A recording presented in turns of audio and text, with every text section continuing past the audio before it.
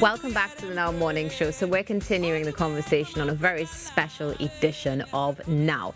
And we're going into the common misconceptions of the spiritual Baptist faith with a little bit more to the conversation as well. So joining us in studio, we have Reverend Dr. Hazel Ann Gibbs-De Peza, who is principal of the Herman Paris Spiritual Baptist Southbound School of Theology.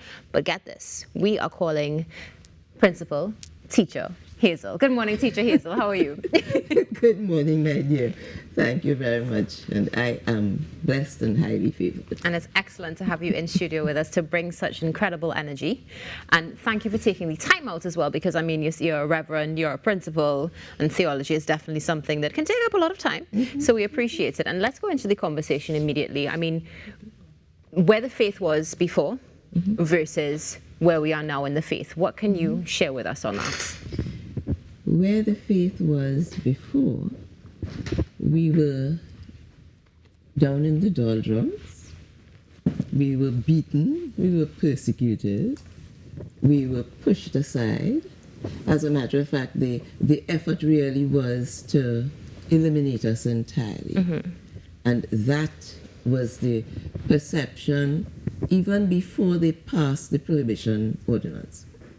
Because in my research, I was reading of a piece that was published in the newspaper of the day in 1917, where before, from the time they spoke about the Prohibition Ordinance, it was going to council. And, well, we know the churches, the mainstream churches, had a problem with the Baptists because we were drawing members from them, because people were, as Lovelace says, coming home to a faith that was real for them. And there was a publication in the Presbyterian News then, where they were encouraging the council to ensure that this act was passed to eliminate this noisy set of people that are on the scene at the time, you know. And indeed, that's what the act sought to do, to eliminate us, you know, because very often when we talk about the Prohibition Act and the fact that we now have a holiday because of the repeal of the act, people tend to think, well, so what? There was just another, but it was not just another law. It was a specific law to render illegal indulgence in the practices of the body known as shouters. Well, they gave us that name. That was not our name. We were spiritual Baptists even before they gave us that name. Right? And so they referred to us as a body, not as religion, because that would have put a different spin on it. And it was the indulgence in the practices. So there was nothing good about what we were doing as far as they were concerned. And this was actually said in the newspaper clipping by the Presbyterian Church at the time. I mean, I have it, but I know it will take some time to I'm ready to see it. Yes, I will. Because, I mean, the way they demeaned us, they said that we didn't have, as a matter of fact, they apologized for us and said we may have started off wanting to be Christians, but we have no semblance of Christianity in what we do. Those are the exact words on that document. And imagine that. And you have this document here, which hopefully we can take a look at during the conversation. But speaking about then versus now, it's interesting because we would have still seen some who had that attached shame because of that for years to come. But today, we do see a much brighter and more empowered definitely. Definitely. But the thing is that even though the ordinance was repealed, the perception didn't change. The perception has remained. And I'm saying it has remained because even to today, we still face that kind of attitude against us. Right? I mean, recently, it would have been, COVID mixes up the years, eh? Yes, it does, agreed. Try to remember before and after. Right? We had an open air service on the corner of, opposite of PTSC. The corner there, right. And there's a church in the upstairs of that building. We had permission to be on the pavement downstairs. Right. And when they came to church, they looked at us as if, well, what you all doing here? They started talking hard, even though our service was going on. Mm-hmm. And when they found that wasn't enough, they went upstairs, brought down their speaker boxes. Oh my goodness. Put them on the pavement next to us, and started to blast Christian music. They don't know you're over here first. So, of course, we called the police. Yes. And the police came and told them, did you pay for the pavement? You Exactly. pay for upstairs the building. Carry your equipment back upstairs the building and leave the people alone. Oh, it's so unfortunate. I mean, hats off to the TTPS, so let's say that as well, for definitely doing their diligence and ensuring that an end was put to that. But let's also talk about, I mean, this is just one story, which I know you will have numerous of. What would you say are some of the biggest misconceptions that people have that propel them to act that way? Okay, so there are quite a few misconceptions. Coming out of the Prohibition Ordinance, that stigma that we are against the law. Yeah. So some people still feel that we are against the law, we shouldn't be around. Yeah. Some people forget that there was a repeal, right? There's also the misconception that the faith is only for poor, uneducated, illiterate people. Yes. And I have had the experience of people asking me, because I was a university lecturer, what are you doing among them people, Hazel? Really? Yeah, lecturers asking me that in university, in teachers' college, what are you doing among them people? Because the perception is that you have to be poor and uneducated and illiterate, you know, so they couldn't understand. You're so educated, what are you doing there? Right? So that image, and it has been written about it. Right. It's written about. So it's not that people just say it, but it's there in the archives. So there's that perception that we're not supposed to be here and that we're all poor and stupid and illiterate. The other misconception is that the spiritual Baptist faith and the Orisha faith are the same. And while I was waiting, I'm happy that you didn't play that same introduction for me, because I would have abridged your We were having this discussion this morning, yes. Because when I heard it, I said, but that's not Chota Baptist music. I mean, it's a straight call for Ogun. Yeah. We call Jesus Christ. You know, I mean, I have no problem with the faith, the Orisha faith, right? I have lots of friends who are Orisha, family, etc. I don't have a problem, because we're free to choose our religion. Of course, yes. Right?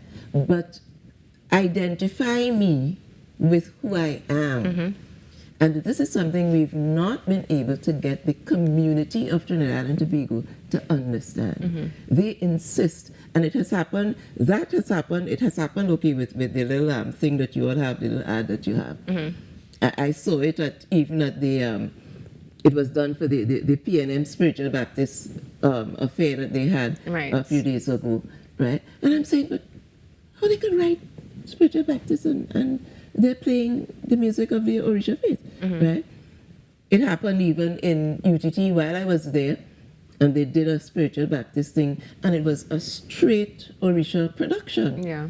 You know, and of course they got angry with me because I wrote to those who are in power about it. I said, at least by now, the repeal was since 1951, whatever misconception you have by now, at these levels, you're supposed to have understood that there is a difference. But you see, there's also the perception that the Baptist faith is an amalgamation of all faiths. And it is not. We are a Christian faith, right? We have no problem with the other Christian groups, even though they have problems with us. We have no problem with people who are not Christian and who have chosen another path, right? To each his own. But at least identify us correctly. Yeah. Because from the very beginning, if you look at the writings that were written about us in the early days, we walked the streets teaching Christ. Yeah. That was the message. And therefore, we're Christian group, you know. So that perception is something else. And it always bothers me when I see people do that kind of thing. Right. You know?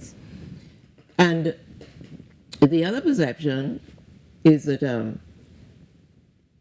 our faith was brought from St. Vincent to Trinidad when they had the prohibition in St. Vincent in 1912. Okay.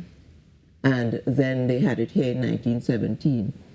Now, 1912 is right next to 1917, right? So they did it there. That was a test run. So they came and they did it here because, you know, we like to follow everything that happens. So they did it here as well. But the fact is, we had been here for more than 100 years before that, right? So to say that the faith came from St. Vincent when they outlawed them there, that can't be true, right? Another misconception about our origin is that the faith started when Cohen came with the Baptist mission from London to Trinidad. He came here, 1843 or something like that, right? When he came, he met the Baptist faith going here. And even in their work, they have complaints about how difficult it was to get these people who were just making noise to keep quiet when they come to church. Yeah. Because they come as this Baptist mission, and the people were happy to move up in society, Of course. right, by joining. But when they went to church, they were still shouting and singing and clapping their hands, and they couldn't take that. So they had a problem trying to keep the Baptists quiet in their Baptist mission. So then they couldn't have started it. They would have caused some of the breaks that we had, the divisions, but they couldn't have started it. There is also the misconception that the faith came out of the Orisha tradition. Right. Simply because we both have all our African retentions. We are African. It's our nature. So we laugh, we sing, we clap. In a funeral, we shout and clap. Right? So that's African. But African traditional religion is different from the spiritual Baptist faith, which is a Christian faith. And African traditional religion is similar to the Indian traditional religion, Hindu, right? Jewish traditional religion, Judaism. All of them, right, have a lot in common. But they harp on the fact that we, spiritual Baptists, we can, as a matter of fact, I was told by a very good friend of mine, an activist as well, that you can't be African and Christian. You have to choose. See, but I am so sorry. I don't know where you think Christianity came from. Christianity is the white people religion that they force on us. But the Christianity that I know is not that one. Because my Jesus was not a white man. They didn't have white people where he was born. Correct. And if they had, he would have been in trouble because when they had to hide him, they sent him into Egypt. That's black people country too. So how they would have been hiding this little white boy in a country of black people? He couldn't have been, right? You see? So the white Jesus thing doesn't go well with me because my Jesus was born Jerusalem, Nazareth, all Canaan and all those places where Christianity grew. So the white people take it and use it against us, right? As they've been doing a lot of things. They take our cocoa and they carry it and they turn it into chocolate and they bring it back for us. But we take it. But that's what they did with Christianity. But Christianity is not theirs. It's ours. Agreed, 100%. Teacher Hazel, we are almost out of time, and there is so much more that we need to talk about. So I'm really hoping that you come back on this show because we still need to talk about your School of Theology and so much more. And we need to go into further discussion about this. However, because we are so pressed for time, would you mind sharing with the nation a greeting for this auspicious upcoming day? Oh, I don't mind at all. So yes, I take the opportunity to say Happy Liberation Day to all my spiritual Baptist shouter family. And even though we they gave us the term shouter, we've turned it around, so we are shouter Baptist and spiritual Baptist you know. And I'm saying, enjoy and experience the joy of our liberation, because the prohibition was a serious thing and it has had a serious effect on us. And the fact that we are free, that we were able to get the British to repeal their own law, that doesn't happen every day. If it had not been the Lord who was on our side, we would not have been able to make it. And so I'm saying to you, recognize the value of our liberation, enjoy it, and let us work together in the name of Jesus Christ. God bless you all. Excellent. Thank you so much. That's Reverend Dr. Hazel Ann Gibbs-De Peza, also known as Teacher Hazel, joining us this morning to share with us some of the misconceptions of the faith and a lot more, and definitely is going to be back on the show. And we're going to be back in a few moments right after this short break.